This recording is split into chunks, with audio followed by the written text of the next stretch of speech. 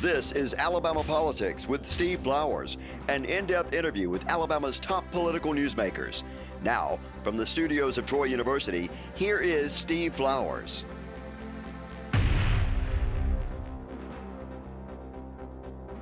I'm Steve Flowers, and welcome to Alabama Politics. Folks, we're fortunate tonight to have as our guest one of my favorite guys in the state Senate, one of the outstanding leaders in the state, and young, I'd say, by my standards, a young state senator from Watauga and Elmore counties, and Prattville is Senator Clyde Chambliss. Clyde, good to have you on the show again. Well, thank you. Appreciate it. I look forward to being with you today. I always look forward to having Clyde on the show. I tell him that he is one of my top ones, he and Will Barfoot from Pike Road, because I know this show goes all over the wiregrass, but Montgomery and the River region is a pretty political area, and most of our viewers are in the Montgomery, Watauga, Elmore River region, and Clyde is y'all's state senator. Clyde was born and raised in Prattville. You know, a lot of folks who live over there across the river in Elmore and Watauga County are transplants from Montgomery, but he's a native Watauga Countyan, has been there, his family for generations. Tell us about your family roots in Prattville. I always love to hear about your family roots in that area, because you've been there, your family been there a long time. Yeah, they came to Watauga County in the late 1830s. Same time as Daniel Pratt about, wasn't it? A year or two before, and they were actually a little bit north of Prattville at the Bridge Creek area, and it was named Chambliss Pond at one time, and then just been there the whole time. My grandfather, great-grandfather, great-great-grandfather, they're all buried there in Oak Hill Cemetery. They all buried in the same place. Mm-hmm. You can go to that cemetery and see every one of them. I can. The great-great-grandfather, yep. Or just one great? Oh, I'd have to get it out and figure it. But they all named Chambliss. Yes, sir. Right there in the northern part of Lamar Alexander Chambliss, Joe Chambliss. And they all buried right there. You can go out there and see your cemetery and see where. That's right. Your people are. I love that. I've got the same thing in a little area called China Grove in North Pike County, where all my mama's people came at about that same time. My mama's people, and I think this is probably true of yours, that came and settled this part of the country were from the Carolinas. That's right. If you read well, a lot of Alabamians who have a long ancestral roots in the state, especially our area of the state here, south of Montgomery, south of Birmingham, are really transplants from the Carolinas. And it's interesting, Clyde, in the narratives they give you on their history, they just say we came from the Carolinas, which made me think at one time that North and South Carolina may have been one state. I don't know. I don't know my history. But show people that well. That's the root. The Chamblisses came from the Carolinas. It's interesting. The Chamblisses settled in Watauga County, and then my mom's side of the family, Wingard side of the family, was Elmore and Shelby counties. So it's both Elmore, Shelby, and Coosa County. So both sides of the river. I've got both sides represented, which is now my Senate district. That is so good that you have that's your Senate district and your ancestral roots are there. That's not true of everybody nowadays, you know it? Yeah. Now but you went to school. You're an engineer by profession, aren't you? Yes, sir. I went to the University of Alabama. And my wife went to Auburn. She's an Auburn engineer, and I'm an Alabama engineer. Did y'all meet after college, I guess? We did. She worked at the DOT, and I worked for the county, so that's where y'all met doing work together. We did. She's always so nice to speak to me when we go to events and everything. Well, just keep doing what she tells you, and she'll be nice. That's what I do. So. But y'all got 3 beautiful daughters too. Well, thank you. Yeah. They're just growing up. They're a lot of fun. How old are they now? 23, 21, and 19. Now, one just got married, didn't she? She did. Well, about a year and a half ago now. The 23-year-old. Last time you were on the show, she was getting ready to get married. That's right. That's right. Did she marry a boy from around here? He's from Dayton, Tennessee, just north of Chattanooga. Right. Did she go? All 3 of your daughters went to Alabama. Yes, sir. The 2 youngest are still there. I've got one that's a senior coming up in August, and then one that'll be a sophomore in August. Any of them major in engineer, like you and your wife? All 3 of them. Are you serious? You and your wife were engineers, and all 3 of your girls are? They are. We really didn't push them to engineering, you know, because they're different and that sort of thing, but they just gravitated to it. The oldest is a mechanical engineer, the middle is studying environmental engineering, and the youngest is studying aerospace. So maybe down the Troy, Pike County area. She may be down there before it's over with. You know, they hire a lot of people. They do. They do. You know, our Congressman Bill Dickinson got that plant down there. Is that right? That Lockheed Martin. When I was in the legislature, we got that plant. They came from Orlando, that Lockheed Martin Marietta plant, which is in North Pike County, which is where my people are from. Yeah. And that area of Pike County is where my people are from. Matter of fact, they bought some of the land that some of my ancestors had owned at one time in that area of the thing. But all of us tried to claim credit for getting that plant there. You know how you do if you're in politics. But in actuality, I had grown up being close friends with Congressman Dickinson. I'd worked for him when I was growing up in high school and in college here in Montgomery and in Washington in the summers. And Bill had risen to be chairman of the Armed Services Committee. And he was a ranking Republican. They were not in the majority. He was a ranking Republican. He had 28 years. And he told me, I knew that he had gotten that plant because of his relationship with Martin Marietta. But that plant does the most sophisticated armed stuff you've ever seen out there. It's in the middle of the woods. Yeah. They wanted the place. Now, I had something to do with it, and I got the state ADO office to fly down there to Orlando and everything and bring them up here. But that is a high-paying and a good job. People don't realize that. I'm surprised you even knew about that. It's been a huge asset to Alabama, to the wiregrass, but more importantly, to the defense of our nation. It has. It's been great. It was like, I know this is outdated, so I can talk about it now. We went down there to Orlando to see those people. They said when Martin Marietta first had a plant down here, Orlando, we were isolated. And Orlando had grown so much that they were just completely surrounded, so they couldn't have an artillery plant in the middle of Orlando. So they had to find a rural area. They were looking for a rural area in South Georgia, South Alabama.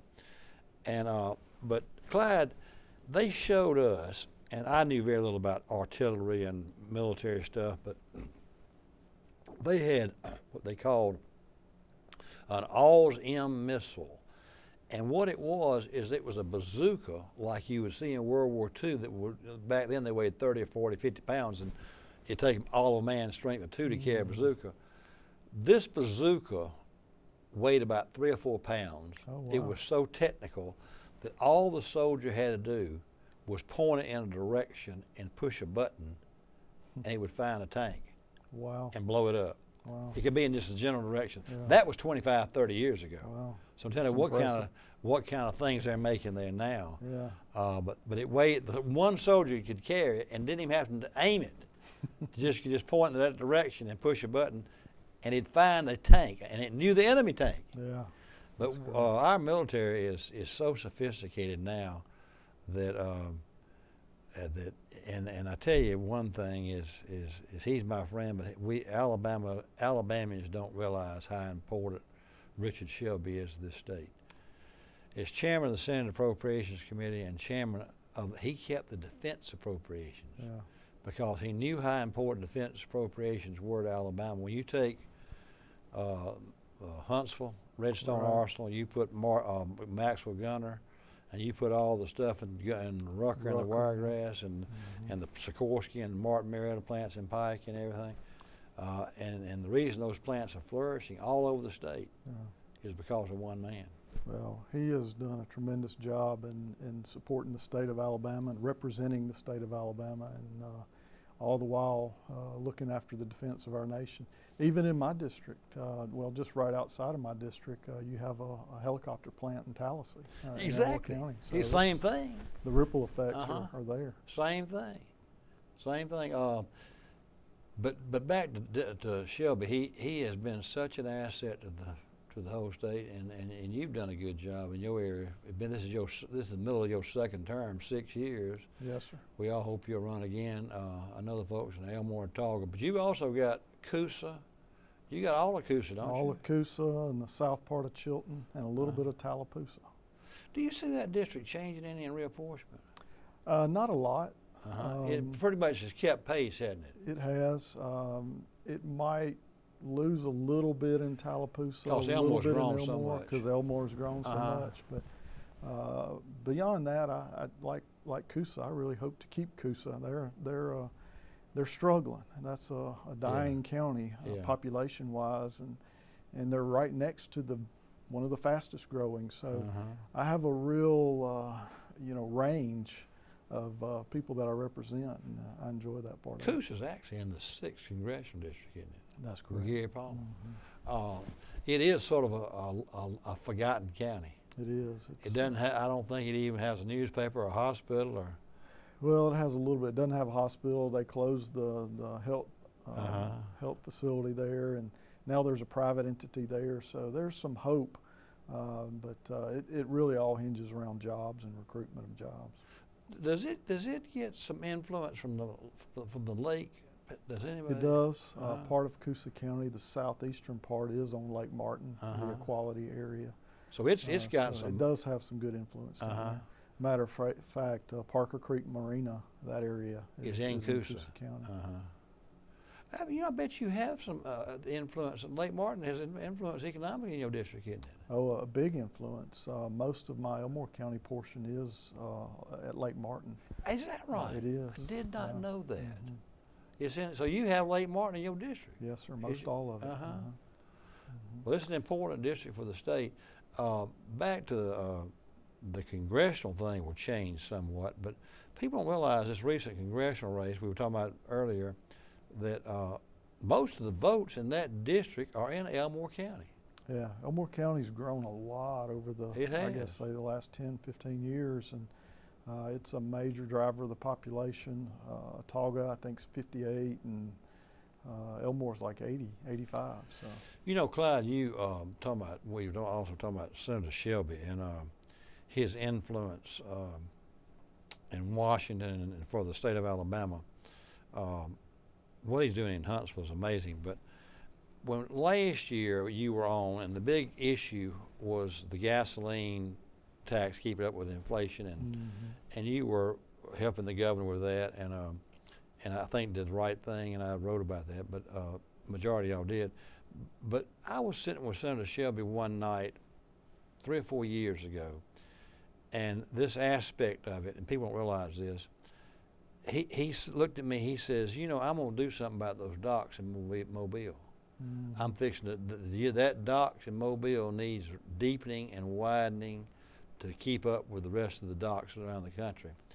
And Governor Ivey realized that, which made it a big thing, but people don't realize, Shelby went on to further to say that he says, we cannot ship the cars made at the Mercedes plant through that port. That's right.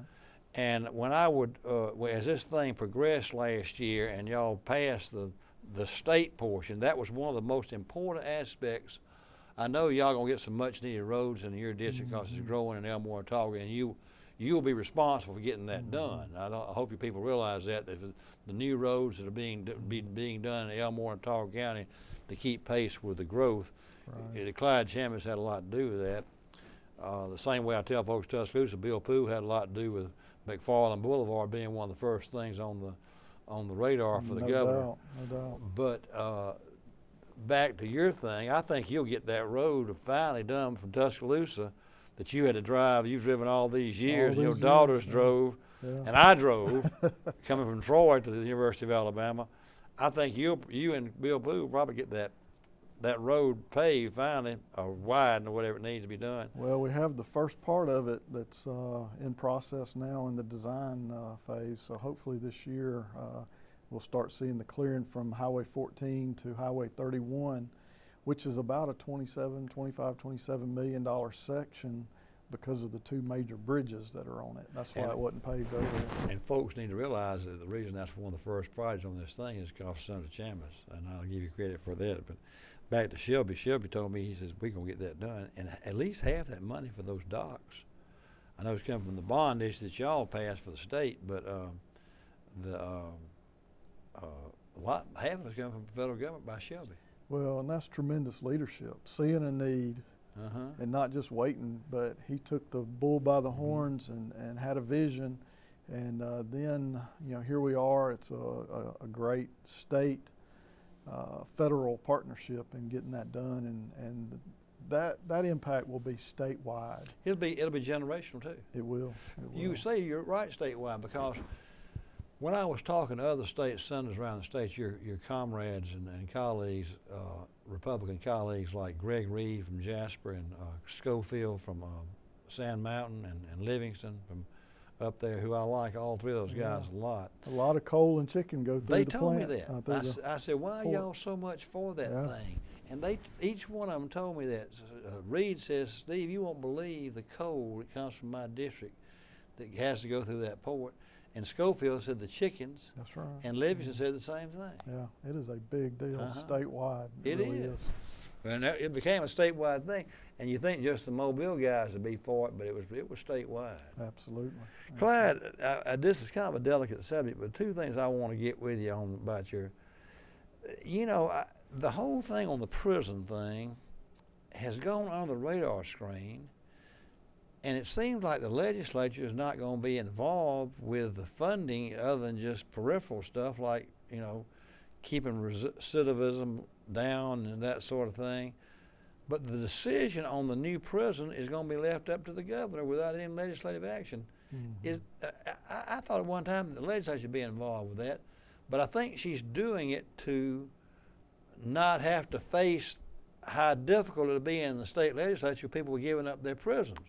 And you've got a lot of prisons in your district. I do. As a matter of fact, Elmore County was the first location for the first prison in the state of Alabama, again, back in the 1830s. Which one was that?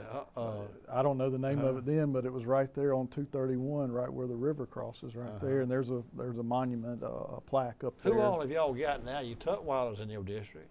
Tutwiler's just right across the line, but Staten, Elmore, both of those are in my district. The Frank Lee, all of that, Ingram State Technical College, all that's in my district. Well, so it's about a $250 million a year economic impact in Elmore Elmore County. That's what I was thinking. It's huge. So we're in great anticipation of the DOC coming out with those locations toward the end of July, is what they're saying. Is that right away? That's right.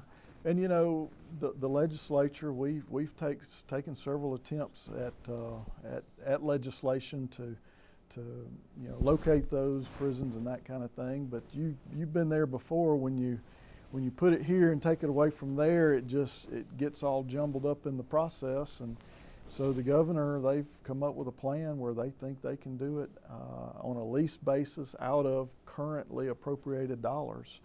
And if they can do that, they can do it without the legislature. So I'm hopeful. I don't know how you do that, though. I just don't understand finances that much. I know you can take current operating expenses and build three. Is the plan to build 3 new prisons, or that's what? the plan. And or then lease them. Lease them to the state. I was on the county commission, and so I have a little bit of a head start on it, but we had a city jail and a county jail about 3 blocks apart, and both of them were in a long linear type design. So we joined together and we built a single metro jail with a circular design. So one person can see about 250 people. Not that you will have more there, but they can be roaming around, and then you can segment it and lock it down. So that's how they're going to do it. They're paying a lot of money in overtime now. So if you take the need for those correctional officers to half to 60% of what they have now, that cuts out all that overtime and puts it to where they can actually do it. So we'll see if the numbers bear out. Cam Ward's been really involved with that. Does Cam? Have you shared that? That's very interesting. You have that insight that y'all had that situation. Oh yeah. We've talked, and he's the chair of the Prison Joint Oversight Committee, which I'm a member of, and we've talked many times and had a lot of discussion. He's aware that you can. That what's his position? Does he agree with the governor that you can build those prisons without any new revenue? Well, I'll let Cam speak for himself. He don't need me to speak for him, but. If they can do it with the current revenue, I think they've got $88 million that they think that they can move around from maintenance and from that overtime and efficiencies. If they can do that, then they'll do it without the legislature. Obviously, the Prison Commission thinks that too, doesn't it? I guess. Absolutely, yeah. We heard from him in a meeting this week, and they're full bore going ahead. You know, this coronavirus has been a real problem. I mean, you and I will now probably never see anything like this in our life. I sure hope not. I mean, it's been the doggonest thing I've ever seen in my life, and it's just ruined the economy. And we really don't have a grasp on what the real ramifications are going to Right. be, do we? Well, because of the federal funds and things that have come, I think the real ramifications are going to come toward the end of this calendar year, the first of next calendar year. I pray that the virus kind of settles on down and the economy ramps up, and we won't see that. But if the virus kind of continues the way it's going right now, it's going to continue to be a tough economy to get back going. You're on the Finance Taxation Committee. Yes, sir. General Fund. Yes, sir. Who is chairman of the General Fund? Greg Albritton. That's right. I forget about that. Or chairman of Education. That's right. How many seats are on F&T in the General Fund? How many of y'all on F&T? Roughly 12. Is it divided 9 Republicans and 3 Democrats? Or I believe that's right. Well, state employees are vital to your district. They are. Matt MacArthur thinks a lot of you. Well, they're a tremendous asset. You know, our state government's most important asset is our people. Without people, it all comes crumbling down. But what I brought out in the committee meeting that we had this week is we're in the middle of a big economic crisis, very similar to what we called the Great Recession of 2008. No question. But because of the policies and programs and laws that have been put in place between then and now, we're not facing a $200 million deficit going into the even this year or next year. We're actually holding our own, and credit to our previous general fund budget chairs and our legislative fiscal folks and the governor's executive folks, Kelly Butler, and those they have helped develop that policy so that we have this very difficult situation and we're not having to lay people off. 10 years ago, we would have laid people off because, and I state that as fact, because we did in 2008.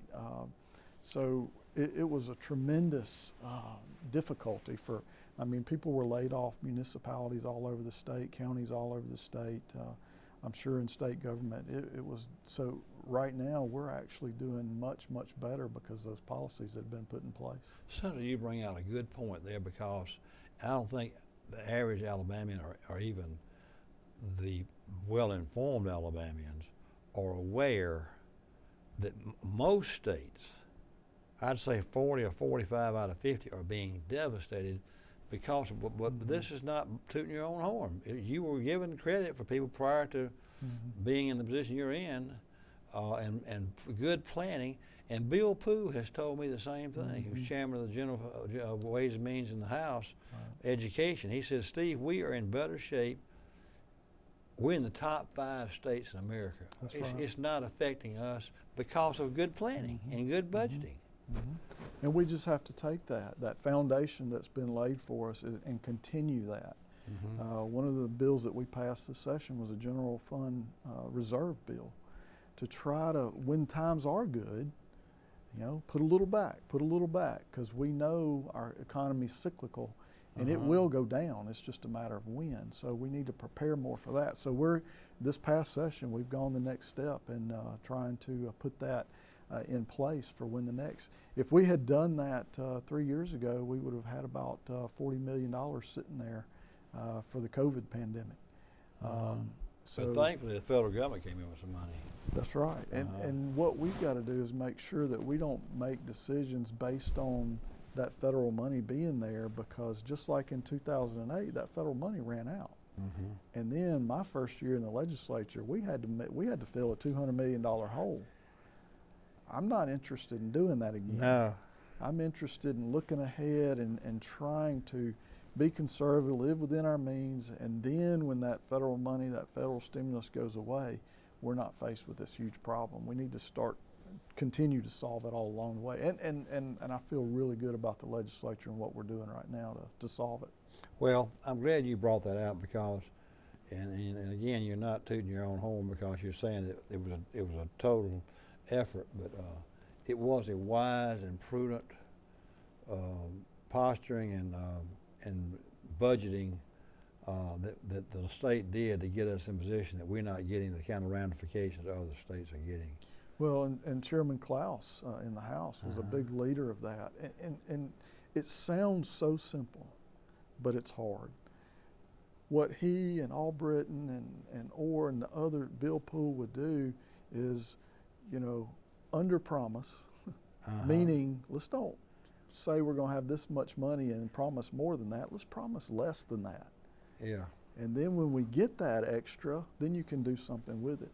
So for the first time in I don't know how long, in my memory, we've gone almost a decade without proration in either budget. Has it been that long? Yes, sir. Because of good budgeting. Yes, sir. And old Steve Klaus deserves a lot of credit for that, He doesn't does, he does. Because And the general fund ain't been easy. it hasn't. It's been very, very difficult. It's easy in the education.